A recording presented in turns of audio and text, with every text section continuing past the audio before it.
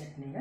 அதுக்கு தேவையான பொருட்கள் தேங்காய், பச்சை மிளகாய், கொத்தமல்லி நிறைய வச்சுருக்குறோங்க, பொட்டுக்கடலைங்க, உப்பு, ஒரு வெங்காயம் ஆஃபுங்க, கார்லிக் வச்சுருக்குறாங்க. இப்போ மிக்ஸ் பண்ணி அரைச்சிடலாங்க. எப்படின்ட்டு பொட்டுக்கடலை போட்டுக்கலாங்க, கொரியண்டர் லீஃபு, ஆனியனுங்க, கொஞ்சம் சால்ட் போட்டு கிரைண்ட் பண்ணிக்கலாம். சட்னி அதுக்கு சட்னி கிரைண்ட் ஆகிடுச்சு ஃப்ரெண்ட்ஸ். அதுக்கு தாளிப்பு வந்து கடலைப்பருப்பு, உளுத்தம்பருப்பு, காஞ்ச மிளகாய் போட்டு தாளிச்சுக்கலாங்க.